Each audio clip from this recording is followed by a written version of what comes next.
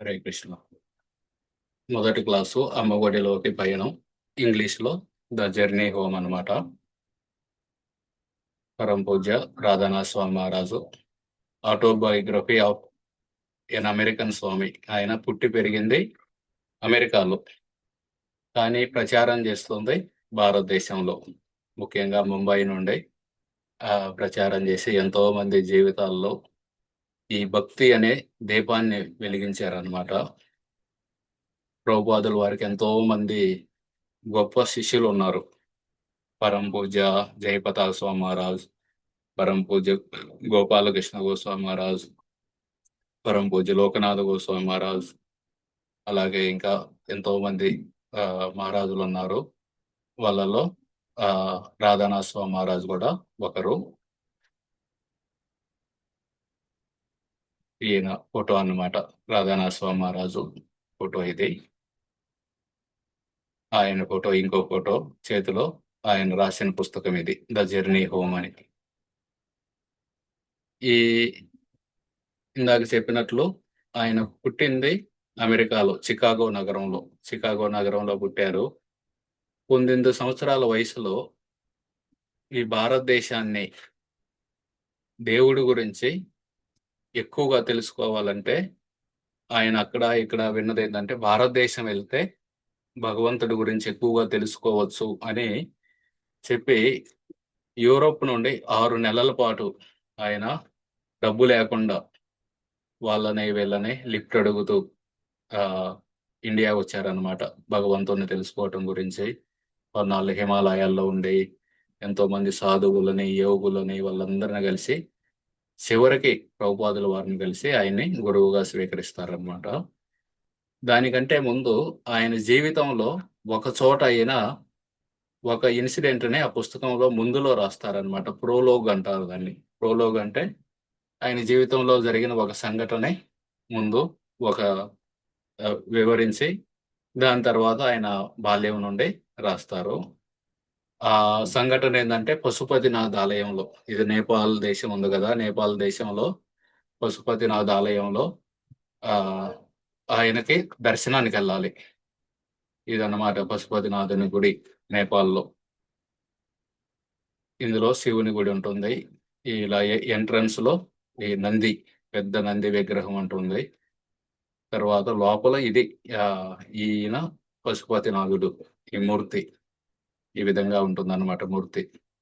ఈ మూర్తి యొక్క దర్శనం చేసుకోవటానికి నేపాల్లో ఉన్నారు, అమెరికా నుండి వచ్చి ఎలాగైనా ఈ మూర్తి దర్శనం చేసుకుందామని చెప్పి వెళ్తారనమాట. వెళ్ళగానే ఆడ కాపలా వాళ్ళు ఉంటారు. కాపలా వాళ్ళు ఇలాంటిది ఒకటి వాళ్ళ దగ్గర గద లాంటిది ఉంటుంది. దానితో ఒక దెబ్బ కొట్టగానే మోకాళ్ళ మీద పడిపోతాడు అనమాట. ఆ దెబ్బకి తట్టుకోలేక వెంటనే ఆ కాపలా వాళ్ళ పోలీస్ చీఫ్ ఉంటారు కదా, ఆయన వస్తాడు. ఆయన వచ్చి, నీకేమి కళ్ళు కనబట్టలేదా, చూడు ఆడ బోర్డు ఏముంది, ఫారినర్స్ ఓన్లీ హిందువుల కోసం ఈ గుడి ఉంది, వేరే వాళ్ళు ఎవరికి ప్రవేశం లేదు అని చెప్పి గట్టిగా హెచ్చరించి మళ్ళీ రాగాకు అని చెప్పి పంపించేస్తాడనమాట. పంపించగానే కానీ ఈయనకి మాత్రం వెళ్ళాల్సిందే, ఎలాగైనా వెళ్ళాల్సిందే అని చెప్పి ఆ గుడి వెనకాల నది ఉంటుందన్నమాట, బాగ్మతి నది అని. వెళ్ళి నదిలో స్నానం చేసి బయటకు వస్తారు. కొంచెం సాయంత్రం సమయం అనుకుంటా, చల్లగా ఉంటుంది. చల్లగా ఉండి ఇంకా ఆడ 2 కుప్పలు బూడిద ఉండిద్ది. ఒక కుప్ప బూడిద ఏంటంటే శవాలను కాల్చినాక వచ్చే బూడిద, ఆ బూడిదని ఒక కుప్పలా పోస్తారు. ఇంకోటేమో యజ్ఞాలు చేసినాక వచ్చిన బూడిద, అది ఇంకో కుప్పలా ఉంటుంది. ఆయన పథకం వేస్తారన్నమాట. వాళ్ళు, నేను ఫారినర్ నన్ను ఎలా గుర్తుపట్టారు, నా తెల్ల చర్మం వల్ల. అదే ఆ చర్మం నిండా బూడిద పూసుకున్నాను అనుకోండి, వాళ్ళకి తెలిసే అవకాశమే లేదు అని ఒళ్ళంతా బూడిద పూసుకుంటారు అనమాట. యజ్ఞకుండం నుండి వచ్చిన బూడిద అయితే ఏది ఉందో ఆ బూడిదని తీసుకొని మొత్తం ఒళ్ళంతా పూసుకొని ఆడ ఒక పంచ కట్టుకొని దాని మీద ఒక గుర్తరేయంలాగా వేసుకొని మళ్ళీ వెళ్తారు. ఎలాగైనా సరే శివుని దర్శనం చేసుకోవాల్సిందే, ఇంత దూరం వచ్చాను అని చెప్పి. రిస్క్ అన్నమాట, చాలా రిస్క్ అది. మొత్తం పూసుకొని మళ్ళీ గేటు దగ్గరికి వెళ్ళారు. ఆ గేటు దగ్గర కాపలా వాళ్ళకి అర్థం కాలేదు, ఎందుకంటే ఒళ్ళంతా బూడిద పూసుకొని ఉన్నారు. ఎవరో భారతదేశం నుండి వచ్చిన సాధువేమో అనుకొని పో అని చెప్పి లోపలికి పంపారు. కానీ ఆయనకు తెలుసు పట్టుకున్నారంటే చంపేస్తారు ఈడ. ఎందుకంటే నువ్వు ఫారినర్వై ఆల్రెడీ ఒకసారి చెప్పుంచాం. తెలియదు అనుకుంటే అదొక అర్థం. తెలిసి కూడా వచ్చావంటే దేనికోసం? చంపేసినా దిక్కు లేదనమాట. ఏ ఊరు నుండి వచ్చారో. ఇక్కడ వెళ్ళి ఆడ క్యూలో నుంచుంటారనమాట. క్యూలో నుంచొని పశుపతినాథుడి యొక్క దర్శనం చేసుకోవాలని అది ఎదురు చూస్తూ ఉంటారు. చాలా మంది ఉంటారు. అంతలోకి ఇంతకుముందు ఎవరైతే ఆ పోలీసు ఉన్నాడో ఆయన వచ్చి చెప్పాడు ఈ బోర్డు చూడలేదా అని. ఆయన వచ్చి ఈయన చెయ్యి పట్టుకొని పెద్దగా నేపాల్లో ఏదో అరుస్తాడనమాట. ఈయనకు అర్థం అవ్వదు. హిందీ రాదు, నేపాలీ భాష రాదు. ఏదన్నా చెబుదామని ఏదన్నా మాట్లాడాలన్నా ఇంగ్లీష్ లోనే మాట్లాడాలి. ఐ డోంట్ నో ఏదో ఒకటి. అది మాట్లాడారనుకోండి వెంటనే అర్థమైద్ది. ఇంగ్లీష్ విన్నారంటే ఫారినర్ అని అర్థమైద్ది. ఇక ఏం చేయాలో అర్థం కాక ఒక్కసారిగా ఆయన ఒక ఐడియా వచ్చింది అనమాట. ఒక నోటి మీద చెయ్యి పెట్టుకొని ఇంకో చేతితోటి ఇట్లా ఇట్లా అంటాడంటే నేను మౌన వ్రతం చేస్తున్నాను, నేను మాట్లాడను అని. అయినా సరే ఆయన చెయ్యి పట్టుకొని ఆ పోలీసు లాక్కొని వెళ్తారనమాట. లాక్కొని వెళ్తా ఉంటే ఈయన కనిపించింది అనమాట. అందరి ముందు కొడతారా ఏంది నన్ను? ఆ విధంగా అది వెళ్తారనమాట. చివరికి ఆ భగవంతుడి యొక్క మూర్తి ఉంది కదా, మూర్తి దగ్గరకు తీసుకెళ్తారు. మూర్తి ముందు కొడతారా ఏంది నన్ను? ఈ విధంగా అనుకుంటారు. అనగానే ఇక అంతలోకి ఆడ పూజారి ఉంటాడు కదా, ఆ పూజారిని పిలిస్తే ఏదో చెబుతాడు ఆయన నేపాల్లో. ఆ పూజారి వచ్చి కళ్ళు మూసుకుంటాడు అనమాట. కళ్ళు మూసుకొని కొంచెం సేపు ధ్యానం చేసి తర్వాత కళ్ళు తెరిచి లోపలికెళ్ళి కొన్ని పట్టు వస్త్రాలు తీసుకొచ్చి ఈయన పేరు రిచర్డ్ అనమాట.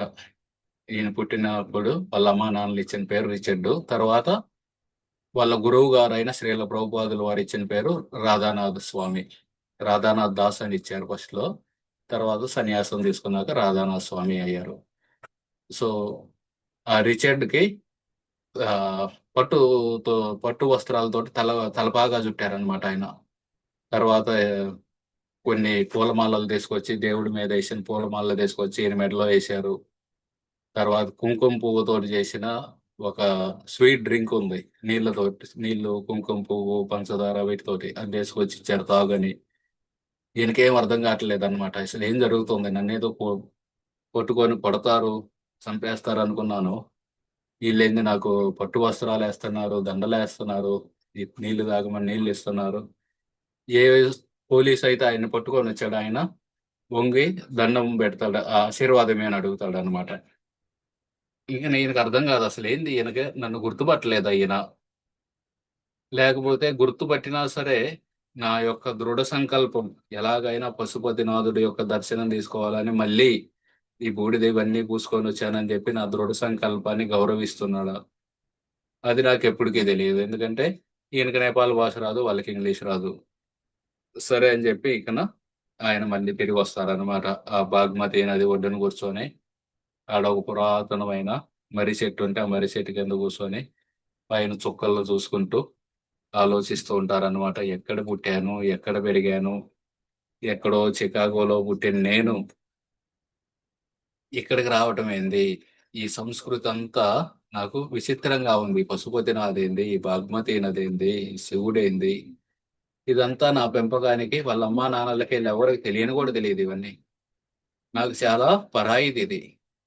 కానీ నా ఆత్మకు మాత్రం బాగా తెలిసినట్టుగా ఉంది. ఆత్మ మాత్రం ఇదే మనం చేయాల్సింది, ఇదే నా జీవితాంతం చేయాల్సిందని అనిపిస్తుంది. అసలు ఎక్కడ పుట్టాను, ఎక్కడ పెరిగానని ఆయన గతంలోకి వెళ్తారనమాట. గతంలో ఆయన రిచర్డ్ రిచర్డ్ స్లేవిన్ రిచర్డ్ స్లేవిన్ అయితే ఆ వాళ్ళకి 7 సంవత్సరాల వయసు అప్పుడు వాళ్ళ ఫ్రెండ్ ఒక అబ్బాయి ఉంటాడు, డానీ అని. ఆ డానీ వాళ్ళ ఇంటికి పిలుస్తాడనమాట. రా అని చెప్పి నేలమాగలి అంటే సెల్లార్ అంటారు. మనకి గ్రౌండ్ ఫ్లోర్ కంటే కింద బేస్మెంట్ ఉంటుంది కదా, ఆ బేస్మెంట్ లోకి తీసుకెళ్తాడనమాట ఈ అబ్బాయిని. తీసుకెళ్తే రిచర్డ్ ని ఆ డానీ చూపిస్తాడనమాట. ఆడ ఇవన్నీ డంబెల్స్ అవన్నీ ఉంటాయి. నీకు తెలుసా ఇవన్నీ మా నాన్న రోజు ఎక్సర్సైజ్ చేస్తాడని. ఈ అబ్బాయిని పట్టుకోమంటే పట్టుకొని చూస్తాడనమాట. బాగా బరువుగా చల్లగా ఉంటుంది ఆ లోహం. తర్వాత తీసుకెళ్ళి కొన్ని మ్యాగజైన్లు ఇస్తాడు. ఆ మ్యాగజైన్‌ల్లో స్త్రీల యొక్క నగ్న చిత్రాలుంటాయి. ఈ అబ్బాయి కళ్ళు తిరుగుతాయనమాట. 7 సంవత్సరాలు అప్పటి వరకు ఇలాంటియి ఎప్పుడు చూసలేదు. సరే అని ఆ అబ్బాయికి తిరిగిచ్చేస్తాడు. ఇంకొక లాకర్ ఓపెన్ చేసి 2 పిస్టల్‌లు, ఇంకా చాలా హ్యాండ్ గ్రెనేడ్‌లుంటాయనమాట, బాంబులు. ఆటిని కూడా పట్టుకోమంటాడు. పట్టుకొని చల్లగా ఉంటుందది బరువుగా. మళ్ళీ జాగ్రత్తగా ఆడ పెట్టేస్తాడనమాట. ఇంకోటి ఓపెన్ చేస్తే ఆడ హిట్లర్ ఫోటో ఉంటుంది. హిట్లర్‌ని వాళ్ళు పూజిస్తుంటారనమాట. మనం ఎలాగా కృష్ణుడిని ఇంట్లో పెట్టుకొని పూజిస్తామో, వాళ్ళు ఆ విధంగా హిట్లర్‌ని పూజిస్తుంటారు. జర్మనీ నుండనమాట వీళ్ళు. నాజీలంటారు. ఆ! దాని కింద ఒక పెద్ద కత్తుండిద్ది స్వస్తిక్ గుర్తుతోటి. ఇయన్నీ నాజీలు వాడుకునే సింబల్స్ అనమాట. ఒక్కసారిగా ఈ రిచర్డ్‌కి వాళ్ళ బంధువులు, ఈ రిచర్డ్ పుట్టింది యూదు మతం. ఇంగ్లీష్‌లో జేఈడబ్ల్యూ, జ్యూ అంటారు. జూయిష్ ట్రెడిషన్ అంటారు. ఆ యూదు మతంలో పుట్టిన వాళ్ళని ఈ జర్మనీలో హిట్లరు 60,00,000 మందిని చంపాడనమాట. ఆయన వల్లే రెండో ప్రపంచ యుద్ధం వచ్చింది. 1945, 40 నుండి 40 కొన్ని సంవత్సరాల్లో ఆయన దేశం మొత్తాన్ని ఆహ్, ఒప్పించాడనమాట. మనమందరం వెనకబడుతుంది యూదు మతస్థుల వల్ల. ఆ యూదు మతస్థులు చచ్చిపోతేనే మనం బాగా బతకగలమని. ఆయన మాట్లాడే యొక్క వాక్చాతుర్యం చూసి అందరూ నమ్మేశారది. నమ్మేసి ఈళ్ళందరిని ఈ కాన్సంట్రేషన్ క్యాంప్ అంటారు. ఈ చూస్తున్నారు గదా! వాళ్ళందరిని కోళ్ళ ఫారంలో కోళ్ళనెలా పెడతారో అలా పెట్టేసి, వాళ్ళకి సరైన తిండి పెట్టకుండా, వాళ్ళ చేత రోడ్లేపిచ్చుకోవటం, బ్రిడ్జిలు విపరీతంగా పని జేపియటం, చచ్చిపోతే పారేయటం. సో, 60,00,000 మందిని చంపారనమాట. ఈయన గూడా పుట్టింది ఆ యూదు మతంలో గాబట్టి, వాళ్ళింట్లో చెప్పుకునేవాళ్ళు ఆ కథలన్నీ. అప్పట్లో ఎలా జరిగింది ఇవన్నీ. ఒక్కసారిగా హిట్లర్ ఫోటో జూసి ఆయనకయన్నీ గుర్తొస్తాయన్నమాట. అయ్యో! ఇవన్నీ జేశారు. తర్వాత వాళ్ళ తాతగారు లిథువేనియా అనే దేశంలో ఉండేవాళ్ళు. ఆ లిథువేనియాని గూడా ఈ జర్మనీ వోళ్ళు ఆక్రమించుకున్నారన్నమాట. ఆక్రమించుకున్న తర్వాత వాళ్ళ తాతకేమైంది, వాళ్ళ నాయనమ్మకేమైంది, వాళ్ళ మామయ్యలు వాళ్ళందరూ ఎక్కడికెళ్లారు, ఇయన్నీ అసలు వాళ్ళకి సమాచారమే లేదన్నమాట. వాళ్ళు బతికున్నారా? పోయారా? ఏమి తెలీదు. సో, ఇయన్నీ ఒక్కసారిగా గుర్తొచ్చినియి ఆయనకి.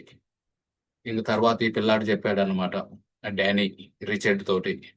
"నీకో సీక్రెట్ తెలుసా? నీకో రహస్యం చెబుతాను. ఏందంటే, మా అమ్మా, నాన్న నిన్ను ద్వేషిస్తారు" అని. ఈ రిచర్డ్ ఒక్కసారిగా భయపడతాడన్నమాట. ద్వేషిస్తారా? ఎందుకు? నేనేం జేశాను? నాకు 7 ఏళ్లే గదా! నేనేమన్నా చేశానా వాళ్ళకంటే, లేదు, నువ్వు యూదు మతంలో పుట్టావు. యూదు మతంలో పుట్టిన వాళ్ళు యేసుక్రీస్తుని చంపారు. కాబట్టి వాళ్ళు నిన్ను ద్వేషిస్తారు అని చెప్తారన్నమాట. ఈయనకి అర్థం కాదన్నమాట. యేసుక్రీస్తుని చంపడం ఏంది? మేమెప్పుడు చంపాము? ఇవన్నీ అనుకుంటూ ఉన్న సమయంలో ఆ పిల్లాడిని అడుగుతాడన్నమాట. "నువ్వు గూడా ద్వేషిస్తావా నాన్నంటే?" "లేదు, లేదు, నువ్వు నా ఫ్రెండ్‌వి. పెద్దయితే ద్వేషిస్తానేమో నాకు తెలీదని" చెబుతాడన్నమాట. ఎందుకంటే నువ్వు యూదుడివి కాబట్టి. సరే అని జెప్పి ఇక ఆడ నుండి భయంగా పైకొస్తారన్నమాట. పైకొస్తే వాళ్ళమ్మ, ఆ డానీ వాళ్ళమ్మ వాళ్ళ కోసం కుకీలు, అలాగే టీ, కాఫీ ఆడ పెట్టిద్దనమాట తాగండని.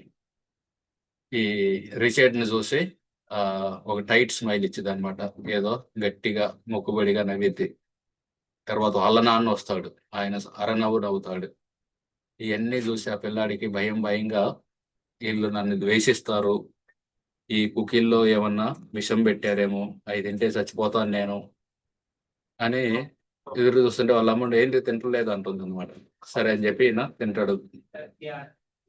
తినేసి సరే అని బయటపడతారనమాట ఆ ఇంట్లో నుండి. బయటపడి ఇంక వాళ్ళ ఇంటికెళ్ళి వాళ్ళ అమ్మని అడుగుతాడనమాట. "అమ్మ, నన్ను దేవుడు ద్వేషిస్తాడా?" ఎందుకంటే ఆ పిల్లాడు చెప్పాడనమాట. "మా అమ్మా, నాన్న ద్వేషిస్తారు నిన్ను. వాళ్ళు జెప్పారు దేవుడు గూడా ఈ యూదులందరిని ద్వేషిస్తాడు" అని. ఈ అబ్బాయి ఎళ్లి అడుగుతాడనమాట. "అమ్మా, నన్ను దేవుడు ద్వేషిస్తాడా?" అని. వాళ్ళమ్మ అప్పుడు ఏదో గోధుమ పిండితోటి బ్రెడ్ చేయటానికి చేస్తూ ఉంటుంది. ఆవిడ, "లేదు, లేదు, దేవుడు నిన్ను ప్రేమిస్తాడు రిషి. ఎందుకు ఇలా అంటున్నావంటే," "ఏం లేదులే అమ్మ" అని చెప్పి ఆయన బెడ్‌రూమ్‌లోకెళ్ళి ప్రార్థన చేస్తాడనమాట భగవంతుడికి. "నన్ను రక్షించు స్వామి ప్రతి సందర్భంలో గూడా" అని చెప్పి ప్రార్థన చేసుకొని, అలా ప్రార్థన చేసినప్పుడల్లా ఆయనకి ఒక ఆశ్రయం కలిగినట్టుంటుందన్నమాట. ఎవరో నన్ను నేను చెప్పే ప్రార్థన వింటున్నారు అని ఆయనకు ఒక ఆశ్రయం ఉంటుంది. కాకపోతే అసలు ఎవరు ఈ దేవుడు అనేది స్పష్టత లేదన్నమాట. దేవుడు అంటే ఎలా ఉంటారో మనం కూడా చిన్నప్పుడు అనుకునేవాళ్ళం కదా! ఇప్పుడు కూడా తెలియదులే. ఆహ్, ఎలా ఆయన గురించి పూర్తిగా కాదు, కొంచెం కూడా తెలీదు ఎక్కువ. ఆహ్, పెద్ద మేఘంలా ఉంటాడా? ఆ దేవుళ్ళంటే మేఘాలు వెనకాల ఉంటారు. మనకి సినిమాల్లో కూడా అలాగే చూపిస్తారు కదా! వాళ్ళ చుట్టూతా మేఘాలెళ్తూ ఉంటాయి. ఇయన్నీ. సో, కనిపించకుండా ఉంటాడా? లేకపోతే నా ప్రతి ప్రార్థనను వినే స్నేహితుడా దేవుడంటే? ఈ విధంగా ఆయన ఆలోచిస్తూ ఉంటారనమాట. చిన్న వయసులోనే ఆలోచిస్తూ ఉండి, చివరికి ఆ విధంగా వాళ్ళ అమ్మానాన్నల పేర్లు జెరాల్డ్ స్లెవిన్, ఐడెల్ స్లెవిన్. ఈ కొన్ని 4, 5 పేర్లయితే గుర్తుపెట్టుకోండి. వాళ్ళ అమ్మ పేరు, నాన్న పేరు ఐడెల్ స్లెవిన్, జెరాల్డ్ స్లెవిన్. వాళ్ళ అమ్మా, నాన్నకి దేవుడి మీద విశ్వాసం ఉంటుంది. కాకపోతే మరీ అంత ఆహ్, రోజు భక్తి చేయటం, రోజు ఇలా చేయటం అంత శ్రద్ధ గూడా లేదనమాట. అంటే అలా చెయ్యరు. కానీ భగవంతుడి మీద విశ్వాసం ఉంది. వాళ్ళకి భగవంతుడి మీద ఉన్న విశ్వాసానికి కృతజ్ఞత, దయ, వేరే వాళ్ళకి దయ చూయించడం, కుటుంబానికి అంకితం భావం చూయించడం ఈ విధంగా వ్యక్తపరిచారనమాట. వాళ్ళ కుటుంబాన్ని కోసం కష్టపడి పనిజేసి పోషించడం ఇయన్నీ జేశారు. తర్వాత ఈళ్ళకి కొంచెం పెద్దోళ్ళవ్వగానే చికాగో నుండి షేర్‌వుడ్ ఫారెస్ట్ అని అక్కడికి తీసుకెళ్లారు. అక్కడెందుకంటే ఆడ పొల్యూషన్ తక్కువుంటుంది. బాబూజీ నా ఫోన్ పెద్దగా వినపట్టలేదు. మిగతా వాళ్ళకి వినిపిస్తుందండి? చిన్నగా వినపడుతుంది. వినపడుతుంది ప్రభుజీ. కుసుమమ్మ గారు ఒకసారి బయటికెళ్ళి మళ్ళీ లాగినవ్వండి. బయటే కూర్చున్నా. అహా! ఒకసారి ఉమ్. మీటింగ్‌లో నుండి బయటికెళ్ళి మళ్ళీ లాగిన్ అవ్వండి.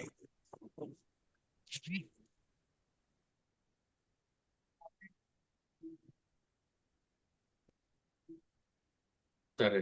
ఆ విధంగా ఆ షేర్‌వుడ్ ఫారెస్ట్‌లోకెళ్ళి ఆడ పొల్యూషన్ తక్కువుంటుందని జెప్పి అక్కడికి తీసుకుంటారనమాట. అది మంచి పెద్ద ఆహ్, రిచ్ ఏరియా అనమాట. బాగా ఉన్నోళ్ళుంటారట్లా. మా బ్రహ్మచారులు గూడా కొంతమంది వెళ్లారనమాట అక్కడికి.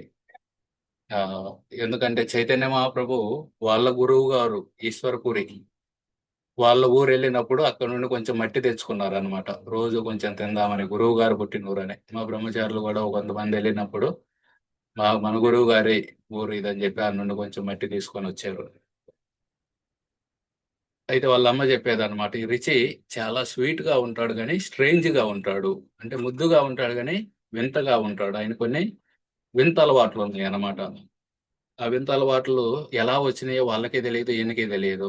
ఒక అలవాటేందంటే, భోజనానికి రమ్మని వాళ్ళందరూ డైనింగ్ టేబుల్‌లో అలవాటనమాట. అమెరికాలో ఇక్కడంతా. వాళ్ళు అప్పుడప్పుడు ఇండియా వచ్చినప్పుడు క్లాసుల్లో కూర్చోవడానికి కింద కూర్చోమంటే, బాచా పట్లేసుకొని కూర్చోవడం, మన పద్మాసనంలో కూర్చోవటం రానే రాదు వాళ్ళకి. కాళ్ళు ముందుకు చాపుకొని ఎట్లాగట్లా కష్టపడి కూర్చుంటారనమాట. ఎందుకంటే వాళ్ళకి అలవాటు లేదు. డైనింగ్ టేబుల్లు, ఎక్కడికెళ్ళినా చైర్లు ఇవన్నీ ఉంటాయి గదా! ఇంకా ఈ పిల్లవాడికి చిన్నప్పటి నుండే కింద కూర్చోవటం అలవాటనమాట.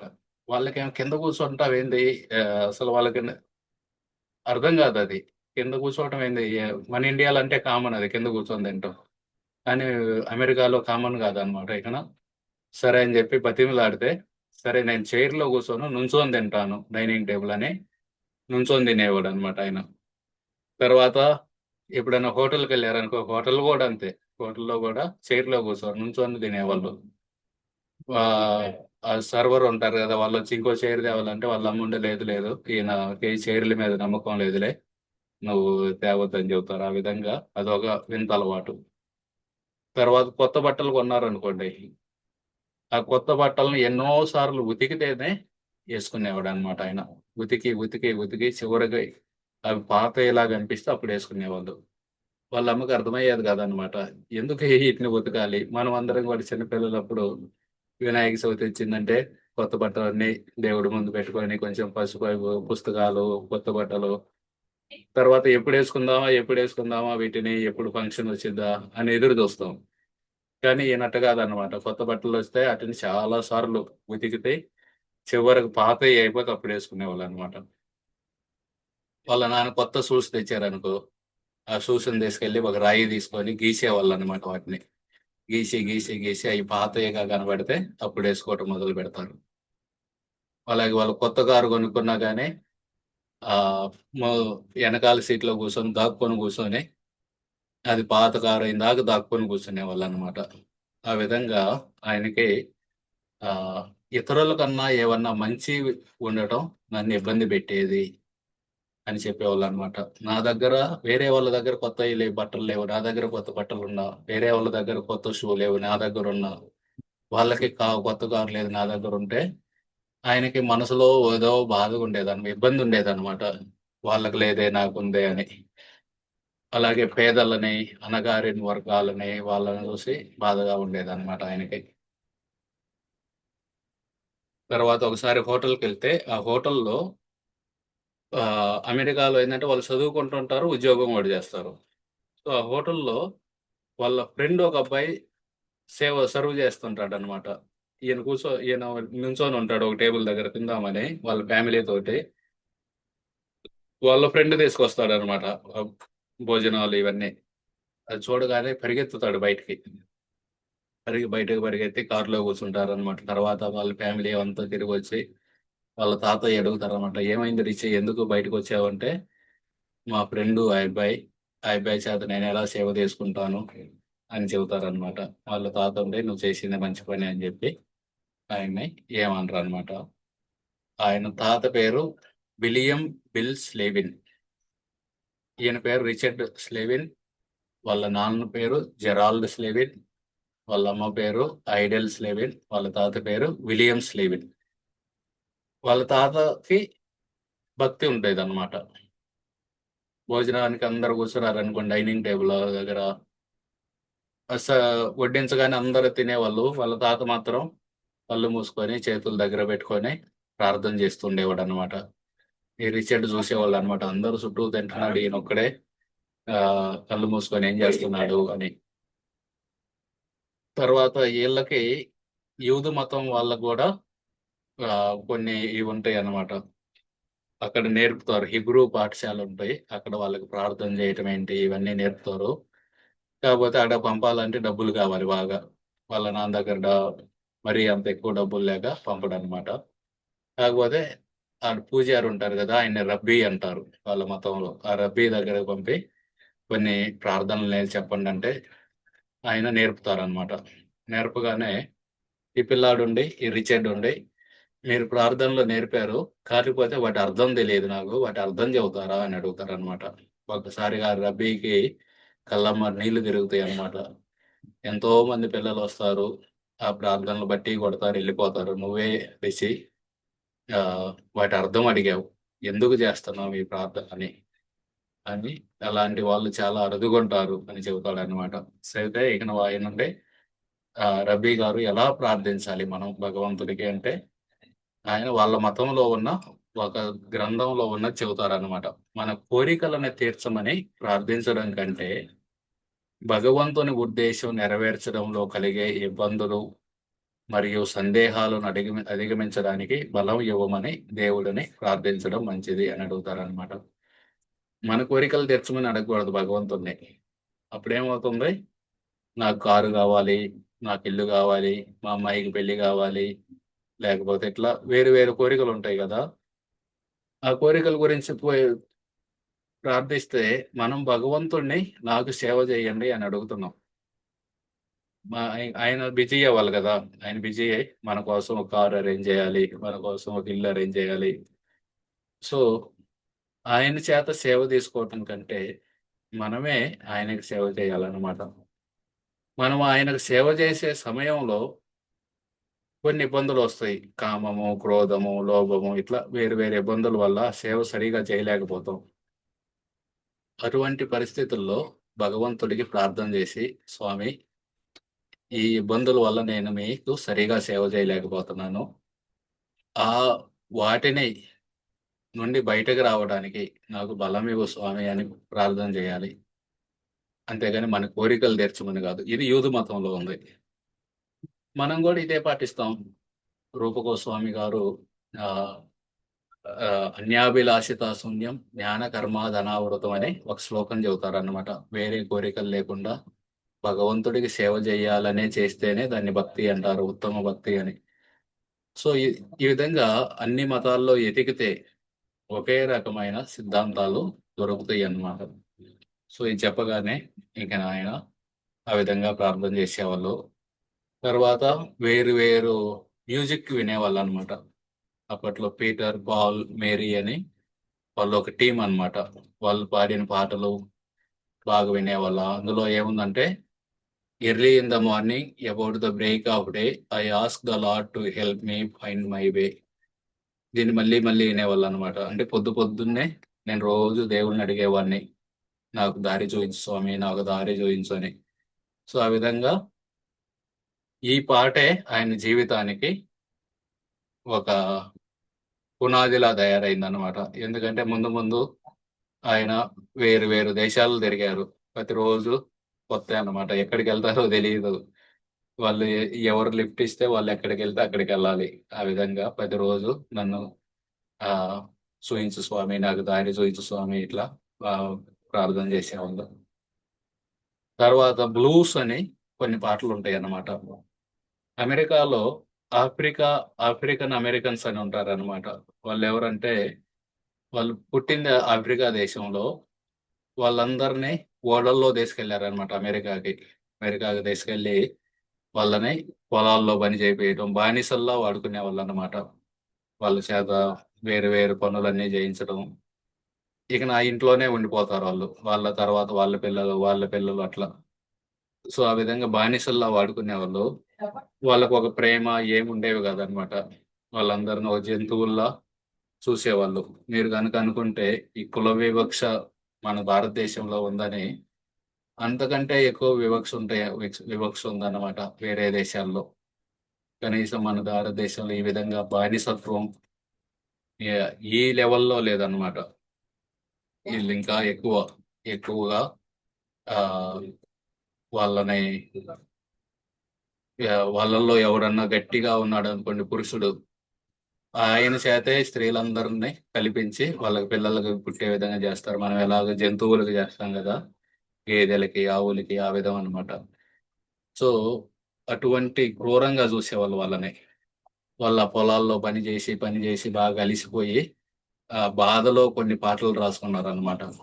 ఆ పాటలు పాడుకుంటూ ఉంటారు. దాన్ని బ్లూస్ అంటారు. ఆ పాటలు నచ్చేవి ఈయనకి. ఆ పాటలు వింటూ ఉండేవాళ్ళన్నమాట. ఆ విధంగా ఉండేవారు. చిన్నప్పటి నుండే సిగ్గు ఎక్కువ ఈయనకి. ఏదన్నా అంటే వేరే వాళ్ళు బాధపడతారేమో అని ఆలోచించేవాళ్ళు. అలాగే ఆత్మ పరిశీలన చేసుకోవడం ఇలాంటి గుణాలుండేవి. కానీ వీళ్ళ అన్నయ్య వేరన్నమాట. మార్టిన్ అని ఆయన బాగా చిలిపివాడన్నమాట. బాగా వేరు వేరు గోల చేయటం ఇవన్నీ చేస్తూ ఉండేవాడు స్కూళ్ళలో. ఈయన చదివింది Deere field high school. Deerfield ఉన్నత పాఠశాలని చదివితే అక్కడ వీళ్ళన్న పాస్ అయ్యాడు. తర్వాత ఈయనెళ్ళాడు అదే ప్లేస్‌లోకి. వీళ్ళన్న చిలిపివాడు గదా! అందుకని అందరూ మంకీ, మంకీ అనేవాళ్ళు. మనకు గూడా అంటారు గదా! కోతి అని. షార్ట్ కట్‌లో మాంక్ అనేవాళ్ళన్నమాట. ఈ అబ్బాయి ఎళ్ళగానే, అమ్మో! ఇంకో కోతొచ్చిందా అనేవాళ్ళన్నమాట. ఒకటెళ్ళిపోయాడు ఇంకొక కోతొస్తుందా అని. కానీ ఈయన అలాంటి వాడు గాదు. ఆహ్, మామూలుగా నేను గూడా మా అన్న ఒక కాలేజీలో చదివాడన్నమాట ఇంటరు. బాగా చదివాడు. ఫస్టొచ్చాడు. మా అన్న పాసాంగ్‌లో నేనెళ్ళానక్కడికి. అందరూ అడిగారన్నమాట. ఓహ్! నువ్వా? నువ్వు గూడా బాగా చదువుతావా అని. ఆ విధంగా. అలాగే వాళ్ళన్న చిలిపివాడు గాబట్టి ఈయన గూడా ఇట్లాంటి వాడా అని ఈయనకి ముందు రోజే పేరిస్తారు. లిటిల్ మాంక్ అని. ఇది డీర్ ఫీల్డ్ హై స్కూల్ అన్నమాట. ఆయన చదివిన స్కూల్ పేరు. ఇంక వెంటనే ఆడ కుస్తీ జట్టు ఉంటుంది రెజ్లింగ్‌ది. అందులో చేరతాడు. అలా ఆహ్, ఉన్న సమయంలో ఈయన పేరు మార్టిన్ లూథర్ కింగ్ జూనియర్. ఈయనేందంటే ఈ నల్ల వాళ్ళున్నారు గదా! ఆఫ్రికన్ అమెరికన్‌లు వాళ్ళకి బానిసత్వం నుండి విడిపించాలి అనేది ఈయన యొక్క లక్ష్యం అన్నమాట. అంటే హింసతో కాదు, అహింసతోటి. మనకెలా మహాత్మా గాంధీ చేశారో ఆ విధంగా అన్నమాట. అహింసతోటి నల్ల వాళ్ళని బానిసత్వం విడిపించాలి వాళ్ళని అని మీటింగులు పెట్టి, నిరసనలు చేసి, ఈ విధంగా చేసేవాడు. ఈయనకి ఆకర్షితుడవుతాడన్నమాట ఈ రిచర్డ్. మళ్ళీ వాళ్ళు బాగా డబ్బున్న వాళ్ళే. కాకపోతే కార్లు కడిగే ఉద్యోగం చేస్తారు కొన్నాళ్ళు సమ్మర్‌లో. స్కూల్ నుండి బయటకొచ్చినాక. ఆ సమయంలో ఈ ఆఫ్రికన్ అమెరికన్‌లు ఈళ్ళు కలుస్తారు కొంతమంది. వాళ్ళతో పాటు పాటలు వినడం. తర్వాత అదే సమయంలో ఈ మిచిగాన్ లేక్ అని ఉంటుందాడ. ఇది చూస్తే మనకో సముద్రం అనిపిస్తుంది. సముద్రం గాదు. ఇదొక చెరువు. పెద్ద చెరువు ఉండిద్ది. ఆడుంటాయి. ఆ చెరువులో అలలు గూడా ఒస్తాయి. అంత పెద్ద చెరువులుంటాయి. సో, ఆ చెరువులో వీళ్ళ ఫ్రెండ్ పడిపోతాడనమాట. అదంతా గడ్డగట్టి ఉంటుంది నీళ్ళు. ఆ నీళ్ళల్లో పడి చచ్చిపోతాడు. చచ్చిపోయినాక ఇకనే ఆలోచిస్తూ ఉంటాడనమాట ఈయన. అసలెవరం మనము? ఎక్కడికి వెళ్తాం చనిపోయినాక? ఇలాంటి ప్రశ్నలన్నీ వస్తూ ఉంటాయి. ఆ సమయంలో బేస్‌మెంట్‌లో ఒక రూమ్ తీసుకుంటారు ఈయన. వాళ్ళ ఇంట్లోనే బేస్‌మెంట్‌లో ఈ సైకెడెలిక్ పెయింటింగ్స్ అంటారు. ఈ పెయింటింగ్స్ పెట్టుకొని ఆ సీలింగ్ నుండి ఒక చేపలు పట్టుకునే వల ఎలాడదీసి కింద అగరబత్తులు పెట్టి, మ్యూజిక్ పెట్టుకొని ఆహ్, అలా ఉండేవాళ్ళనమాట. ఇవన్నీ 'ఓల్డ్ మ్యాన్ రివర్' అని, 'ఏ డే ఇన్ ద లైఫ్' బీటిల్స్‌వి ఈ పాటలన్నీ వినేవాళ్ళు. ముఖ్యంగా గీతాలు ఎక్కువ వినేవాళ్ళనమాట. ఆ విధంగా ఉంటున్న సమయంలో కొన్నాళ్ళకి అదే సమయంలో హిప్పీలొచ్చారు అమెరికాలోకి. ఎందుకంటే వియత్నాం అనే దేశంతోటి యుద్ధం చేస్తుంది ఆ సమయంలో. యుద్ధం చేస్తుంటే ఈళ్ళందరినీ ఎవరైతే యువకులున్నారో వాళ్ళకి ట్రైనింగ్ ఉన్నా లేకపోయినా వాళ్ళందరిని తీసుకెళ్ళి మిలిటరీలో ఏస్తున్నారు. వాళ్ళందరికి చేతికి గన్ ఇవ్వటం, పంపటం. ఎళ్లి యుద్ధం చేయండని. చాలా మంది తిరుగుబడ్డారనమాట. అసలు మేమెందుకు యుద్ధం చేయాలి అమెరికా తోటని, వియత్నాం తోటని. ప్లస్ వాళ్ళకి నల్ల వాళ్ళని బానిసల్లా చూడటం, ఈ యుద్ధాలు ఇవన్నీ నచ్చక వాళ్ళందరూ సమాజాన్ని వదిలేసి, మీరు మీ సమాజం మాకొద్దు, మా జీవితం మేము బతుకుతాం అని చెప్పి బయటకొచ్చి ఆడ, మగ అందరూ కలిసి తిరుగుతూ చూడండి ఆ బస్సు చూడండి. ఆ బస్సు మీద పెయింటింగులు చూడండి. పెద్ద పెద్ద జుట్లు పెంచుకొని, డ్రగ్స్ తీసుకుంటా, ఆహ్, వ్యభిచారం చేసుకుంటూ వ్యభిచారం అంటే విచారం కాదు. ఆడ, మగ విచ్చలవిడితనంగా తిరుగుతూ, అలా తిరుగుతూ ఉండేవాళ్ళనమాట. వీళ్ళతోటి కూడా కొంత పరిచయం అయిద్ది ఈయనకి. తర్వాత వాళ్ళ ఇది కుస్తీ పోటీలకి చేరాడని జెప్పాను గదా! ఆ కుస్తీ పోటీల్లో ఇష్టముండదు ఈయనకి. తర్వాత దాని మీద ఆసక్తి పోయిద్ది మనసుకి. కానీ వాళ్ళ కోచ్‌కుంటుంది. ఈ అబ్బాయి బాగా ఆడతాడు. ఒకసారి పట్టుకున్నాడంటే వదలడని. కానీ అదే సమయంలో ఆడుతూ ఉన్న సమయంలో ఈ షోల్డర్ డిస్‌లొకేట్ అయ్యిద్దనమాట. గోడ బయటకొచ్చిద్ది. ఒకసారిగా అందరూ అక్కడున్నోళ్ళందరూ భయంతో చూస్తారనమాట. ఏమైందని. ఈయన మాత్రం మనసులో దేవుడికి ధన్యవాదాలు చెప్పుకుంటారు. హమ్మయ్య! నేను బయటపడ్డాను దీని నుండని. ఈయనకొక ఫ్రెండ్ ఉంటారనమాట. గ్యారీ లిస్ అని. ఈయన గ్యారీ. ఈయన రిచర్డ్. తర్వాత రాధానాథ్ అయ్యారు. ఈ కాషాయ వస్త్రాల్లో ఉన్న వ్యక్తి. ఈ బ్లాక్ టీ షర్ట్ ఏసుకున్నారు గదా! ఈయన ఫ్రెండ్ అనమాట. గ్యారీ లిస్ అని. ఈయనకి సాహసాలు చేయటం ఇష్టం అనమాట. వేరు వేరు దేశాలెళ్ళాలి ఇయన్నీ ఉంటాయి ఆయనకి మనసులో. ఆ విధంగా ఆయనతో పాటు హెయిత్ యాష్‌బెర్రీ అని ఈడ 2 కాళ్ళు కనబడుతున్నాయి గదా! అది బొమ్మన్నమాట. ఇది హిప్పీలని జెప్పాను గదా! వాళ్ళకిది బృందావనం. వైష్ణవులకు బృందావనం ఎలాగో ఈ హిప్పీలకు బృందావనం అన్నమాట. ఈ హెయిత్ యాష్‌బెర్రీ అని. శాన్ ఫ్రాన్సిస్కోలో ఉంటుంది. అక్కడికెళ్లి రావాలి హిప్పీ అంటే ఒకసారి. తర్వాత ఈయన మియామి డేడ్ కాలేజ్ ఫ్లోరిడాలో చేరారు కాలేజీలో. ఒక సెమిస్టర్ చదివారు. సెమిస్టర్ చదివినాక ఇకన ప్రపంచంలో టూర్ జేయడానికి బయటికెళ్ళిపోతారనమాట. ఆ సమయంలో 'ద వరల్డ్స్ గ్రేట్ రిలిజియన్స్' అనే ఒక పుస్తకం ఇస్తారనమాట. ప్రపంచంలో ఉన్న గొప్ప మతాలు అని. ఆ పుస్తకం అంతా బాగా చదువుతారు. చదివితే అందులో హిందూ మతం గురించి చదువుతున్నప్పుడు ఓం అని మనం జపం జేయాలి అని వస్తుంది. అది చూసుకొని రోజు జపం చేసేవారనమాట. ఓం ఓం అని. తర్వాత వాళ్ళ కాలేజీలోనే మైక్ అనే ఒక అబ్బాయి మహర్షి మహేష్ యోగి దగ్గర ఈ ట్రాన్సెండెంటల్ మెడిటేషన్ అనేది నేర్చుకొనుంటారు. ఆయన గురువవుతాడనమాట. గురువంటే గురువు కాదులే. మిగతా వాళ్ళకి గూడా చెబుతూ ఉంటాడు. ఈయన కూడా వెళ్ళి $35 ఒక కర్చీపు, ఒక పువ్వు ఇస్తే ఈయనకి మంత్రం చెబుతాడు చెవిలో. ఆ మంత్రం కూడా జపం చేసేవాళ్ళు. ఆ విధంగా తర్వాత ఈయన జేమ్స్ హర్మన్ అని, ఈయన పెద్ద మ్యూజిషియన్ అన్నమాట. ఈయన ఇంటికి వెళ్తే ఒకరోజు ఈయనకి హార్మోనికా ఇస్తారనమాట. మనం ఏమంటాం దీన్ని తెలుగులో? ఇట్లా నోటికి పెట్టుకొని ఇలా ఇలా ఊదుతూ ఉంటాం. వీణ వీణ వీణ. మౌత్ ఆర్గన్ అంటారు అనుకుంటా. ఓకే, సరే. బెల్లంగూడు అంటారు. కృష్ణుడు ఏదైతే బెల్లంగూడు అంటారు ప్రభు. కాదు కాదు, హార్మోని. ఇది హార్మోని. హార్మోనియా కదా. ఇంగ్లీష్ లో హార్మోనికా అంటారు. ఈ హార్మోనికా ఇస్తాడనమాట ఈయన. ఇది మీరు వాయించండి అని. ఈయనకేమో నాకు మ్యూజిక్ రాదు కదా అంటే, అవసరం లేదు, నీకు హృదయంలో ఎన్నో భావనలు ఉన్నాయి కాబట్టి నువ్వు వీటిని వాయించు, ఏం కాదని చెబుతారనమాట. సరే అని చెప్పి ఈయనకి ఇందాక చెప్పాను కదా, ఈ బానిసలు ఈ ఆఫ్రికన్ అమెరికన్ వాళ్ళని బానిసత్వం నుండి విడిపించడానికి ఈయనకి ఇష్టం ఉంటుంది. ఇష్టం ఉండి వాళ్ళతో తిరుగుతూ ఉండేవాళ్ళు. ఇందాక కారులు కడిగే ఉద్యోగం చేసేటప్పుడు అక్కడ కొంతమంది ఆఫ్రికన్ అమెరికన్లు పరిచయం అయ్యారు. వాళ్ళు ఒక ఆమెకు పరిచయం చేస్తారనమాట. ఆమె చెప్పి, ఈ రోజు మనం ఒక నిరసన చేస్తున్నాం బజార్లో అందరమే, బానిసత్వం వీళ్ళందరికీ. వాళ్ళని ఏంటంటే ముందు ఈ నల్ల జాతీయులని బస్సులో ముందు సీట్లలో కూర్చొని ఇచ్చేవాళ్ళు కదనమాట, వెనక్కి కూర్చోవాలి వాళ్ళు. అలాగే వాళ్ళకు ఉద్యోగాలు ఇవన్నీ తక్కువ ఉండేవి. అవన్నిటి కోసం వాళ్ళు పోరాడుతూ ఉంటారు. పోరాడుతూ ఉంటే చివరికి వాళ్ళకి వేరే స్కూళ్ళు ఉంటాయి, వాళ్ళకి వేరే స్కూల్ క్లాసు, వీళ్ళకి వేరే క్లాస్, అట్లా అవన్నీ ఉండకూడదని చెప్పి ఈయన సరే అని చెప్పి వెళ్తారనమాట. వాళ్ళందరూ చాలా మంది ఉంటారు. అంతమందిలో ఈయన ఒక్కడే తెల్ల వ్యక్తి. అయితే ఆమె ఈయన్ని నువ్వు రా, ముందుకు రా అని చెప్పి ఇక వాళ్ళందరూ ఒక పెద్ద నిరసన తెలుపుకుంటూ బజార్లో వెళ్తూ ఉంటారనమాట. వెళ్ళి ఒక పార్కులో కూర్చుంటారు. ఆ పార్కులో చివరిలో అందరు మీటింగ్ చెప్పి తలా కొంచెం సేపు మాట్లాడి ఇంకా అదే అయిపోయింది ఆ రోజుకి.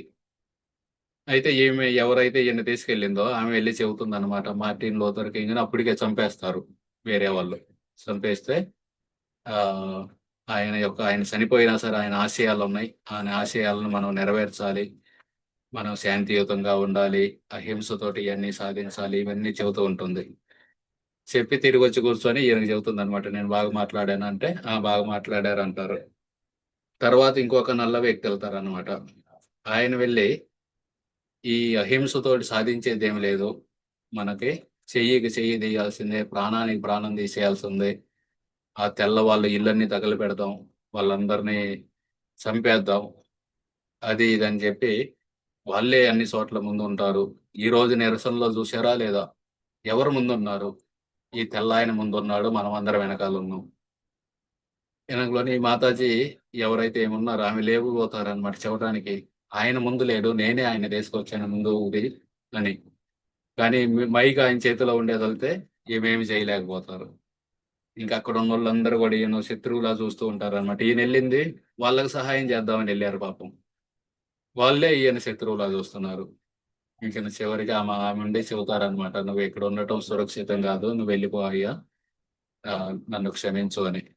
సరే అని చెప్పి అక్కడ నుండి ఒంగోని ఒక చెట్టు దగ్గరికి వెళ్ళి దాని వెనకాల ఇంకో చెట్టు దగ్గరికి వెళ్ళి అలా ఎలాగో బయటపడతారనమాట. అక్కడ నుండి వాళ్ళు బయటపడి ఆలోచిస్తూ ఉంటారు అనమాట. మార్టిన్ లూథర్ కింగ్ చెబుతారనమాట, ఒక వ్యక్తికి తాను చనిపోవడానికి సిద్ధంగా ఉన్న ఆదర్శం లేకపోతే అతనికి జీవించడానికి నిజంగా అర్థవంతమైనది ఏమీ ఉండదు. ప్రతి ఒక్కళ్ళ జీవితంలో ఒకటి ఉండాలన్నమాట, దానికోసం నేను చనిపోయినా పర్లేదు అన్న ఆదర్శం ఒకటి ఉండాలి. అలాంటిది లేనప్పుడు వాళ్ళు బతికున్నా కానీ ఏం ఉపయోగం అని అన్నమాట దాని ఉద్దేశం. అటువంటి ఒకటి ఉండాలి వాళ్ళ జీవితంలో, ఒక లక్ష్యం కానీ ఒక ఆదర్శం కానీ, దీనికోసం నేను చచ్చిపోనే పర్లేదు అని. అలాంటి లేనప్పుడు ఏం చేస్తున్నాం, పడుకుంటున్నాం, తింటున్నాం, లేస్తున్నాం. సో అది బతికున్నా కానీ అర్థమే ఉంది దాంట్లో అని అర్థం వస్తుంది అనమాట. సరే అని చెప్పి ఈయన కూడా అట్లా పెద్ద జుట్టు పెంచుకొని ఆ హిప్పీల్ లాగా ఒకసారి హైవే మీద ఉండి అందరిని అడుగుతూ ఉంటారన్నమాట ఒక చోటుకి వెళ్ళడానికి. లిఫ్ట్ అడుగుతూ ఉంటారు, ఎవరు ఆపరు. 3 గంటల తర్వాత ఒక ఆయన ఆపుతాడు. థ్యాంక్ యూ అని చెప్పి ఎక్కబోతుంటే తిడతాడనమాట. పనికిరాని పరాన్న జీవి, అంటే వేరే వాళ్ళ మీద పడి పైన పడి బతుకుతున్నావు, వెళ్ళి ఉద్యోగం తెచ్చుకో అని చెప్పి తిట్టి ఆయన జుట్టు పట్టుకొని లాగుతాడనమాట. ఆయన ముఖం దగ్గరికి వెళ్ళగానే బీరు కంపు, పొగాకు కంపు ఇవన్నీ వస్తూ ఉంటాయి. నేను గన్ను తేలేదు, గన్ను తెస్తే నేను చంపుండేవాడిని అని చెప్పి నెడతాడు వెనక్కి. ఆ విధంగా చాలా మంది వాళ్ళ కోపాన్ని ఇటువంటి వాళ్ళ మీద చూపించుకునేవాళ్ళు అనమాట. తర్వాత ఇంకొకళ్ళు ఎవరో కారు ఆపితే వాళ్ళ కారులో ఎక్కి వెళ్తారు. ఈయన వెళ్ళి ఆ వాళ్ళకి పెద్ద తోట ఉంటే ఆ తోటలో ఒక చిన్న ప్రవాహం ఉంటుంది, నీళ్ళు వెళ్తూ ఉంటాయి. దాని మీద కూర్చొని చూస్తూ ఆలోచిస్తూ ఉంటారు అనమాట. ఈ ప్రవాహం లాగా నేను కూడా వెళ్తూ ఉంటే ఏదో ఒక రోజు నా గమ్యస్థాన్ని నేను చేరుకుంటాను, ప్రకృతి నాకు చేరుస్తుంది అని. అలాగే ఒకసారి రాక్ ఫెస్టివల్కి వెళ్తారు అనమాట, న్యూయార్క్ లో.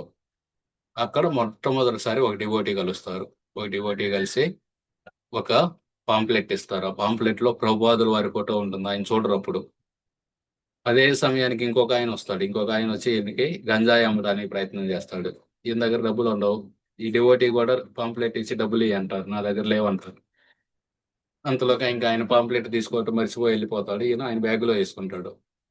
తర్వాత చూస్తాడనమాట. తర్వాత ఒకసారి చూసి ప్రభుపాదుల వారి ఫోటో చూసి ఈ లోకంలో ఎవరికన్నా నిజమైన ఆనందం అంటే ఈయన దగ్గర ఉంది అని అనుకుంటాడు అనమాట. ఆ విధంగా ఉన్న సమయంలో ఇందాక చెప్పాను కదా గ్యారీ అని, ఆ గ్యారీ, ఆయనకి ఇంకో ఫ్రెండ్ ఉంటాడు ఫ్రాంక్. వాళ్ళిద్దరూ మనం ఈ రిచర్డ్ని, వీళ్ళ ముగ్గురు కలిసి యూరోప్ వెళ్ళాలి అని ప్లాన్ చేస్తారనమాట. ఈయన అంటాడు, నా దగ్గర డబ్బులే ఉంటావు, మా దగ్గర ఉన్నాయి, మేము చూసుకుంటాం, నువ్వురా, కేవలం మీ అమ్మా నాన్న ఒప్పించని.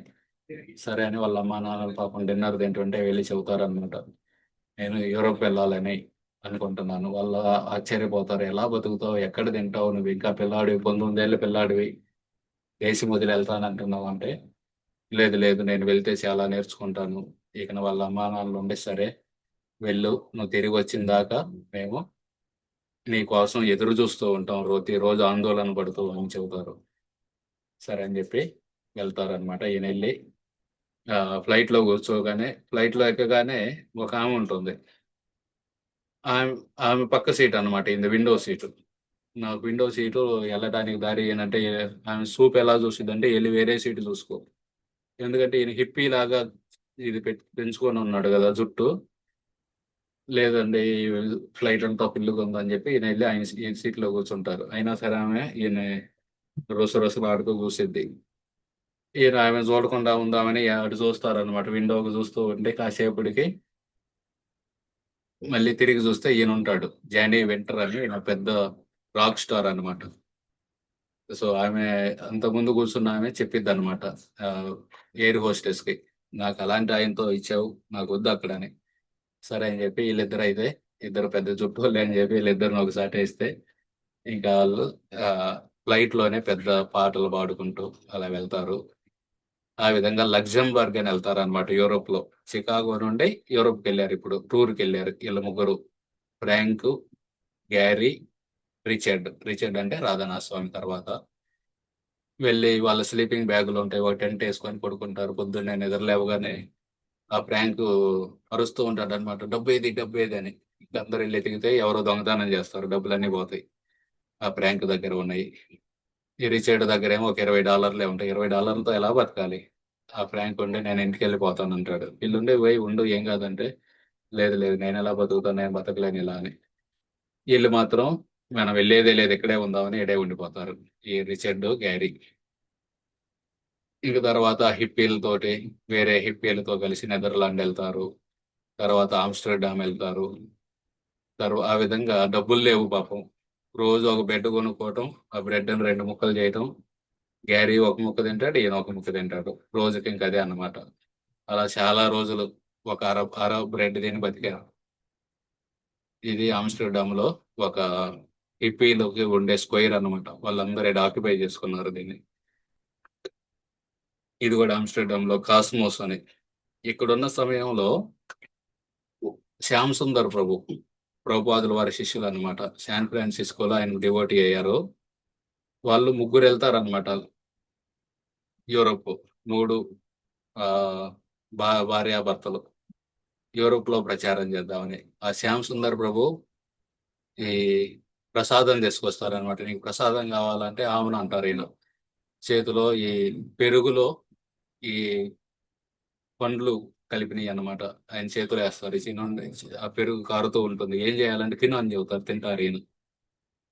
ఆ విధంగా అదే శ్యామ్ సుందర్ ప్రభుని తర్వాత కొన్ని నెలలకి మళ్ళీ బృందావనంలో కలుస్తారనమాట. మొట్టమొదటిసారి ఇక్కడ కలిశారు.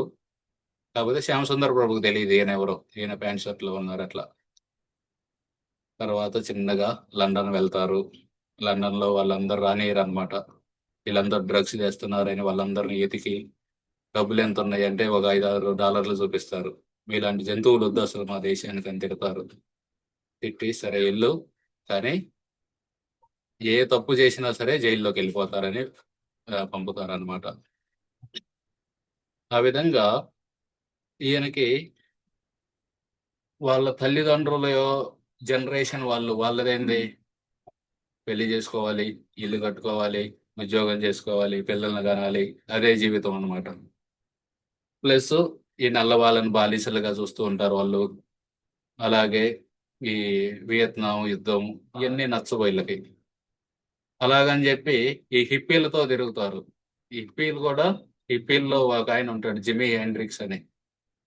ఆయనే డ్రగ్స్ తీసుకొని చచ్చిపోతాడనమాట. ఆయన చచ్చిపోయిన తర్వాత ఈయనకి ఇంకా ఒకసారిగా అరే ఏంది ఇది, వీళ్ళేదో దేశాన్ని మారుస్తారు అనుకుంటున్నాను, వీళ్ళు కూడా చేసేది ఏం లేదు, వీళ్ళే చచ్చిపోతున్నారు, వీళ్ళకే ఆనందం లేదు అని నాకు ఒక మార్గం చూపించు స్వామి అని ఆయన ప్రార్థిస్తారనమాట.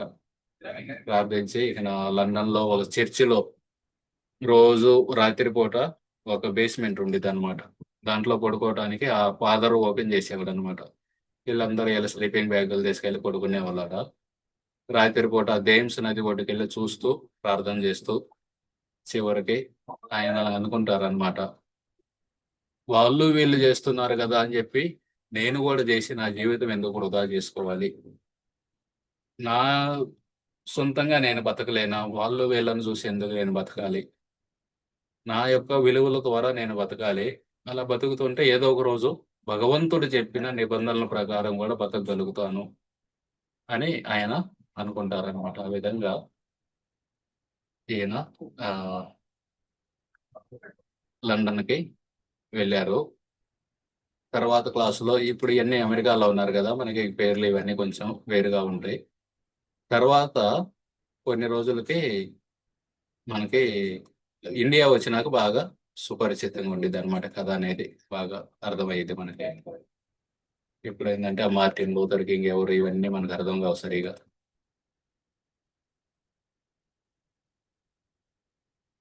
ఓకే, ఎక్కడ శివుడి గుడిలో చూడటానికి ఈయన కష్టపడ్డారు, నేను వెళ్ళాల్సిందే అని చెప్పి బూడిద పూసుకున్నారు. ఏ శివుని గుడి అది? నేపాల్ పశుపతినాథుడి గుడి. ఇప్పుడు ఇలా అనుకో పిన్ని ఉంది, పిన్నికి మెసేజ్ పెట్టచ్చు. పిన్నికి బాకీ 10 మంది 10 మంది కనిపిస్తాయా? పిన్ని 10% కట్టచ్చు పిన్నికి. ఆ పశుపతినాథుడి గుడి వెనకాల ఒక నది ఉంటుంది. ఆ నది పేరేంది? బాగ్మతి నది. చిన్న నది కాకపోతే బాగుంటుంది. నేను కూడా వెళ్ళాను ఒకసారి.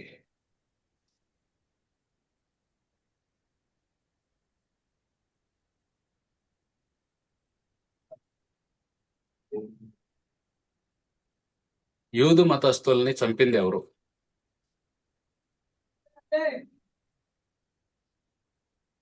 వాళ్ళ నాయకుడి పేరేంది?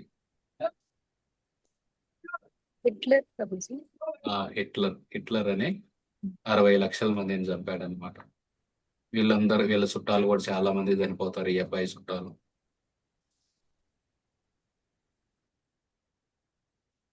ఈయనకున్న వింత అలవాట్లు ఏంటి?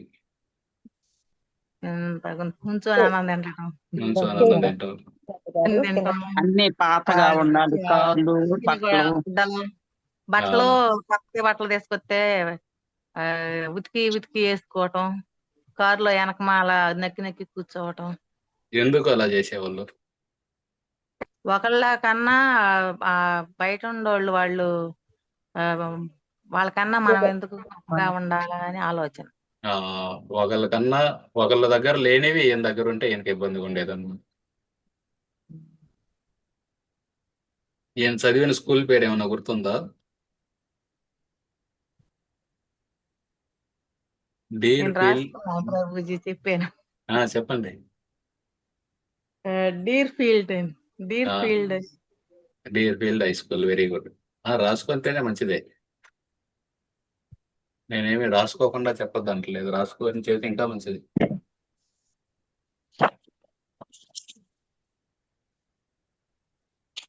ఈ నల్లవాళ్ళ యొక్క బానిసత్వాన్ని అహింసాయుతంగా వాళ్ళని బానిసల నుండి బయటకు తీసుకురావాలని కష్టపడింది ఎవరు? Martin Luther king. Martin Luther king.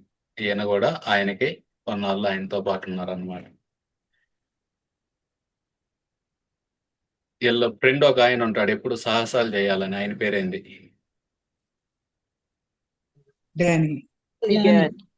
Gary Gary Gary లిస్. గ్యార్లిస్.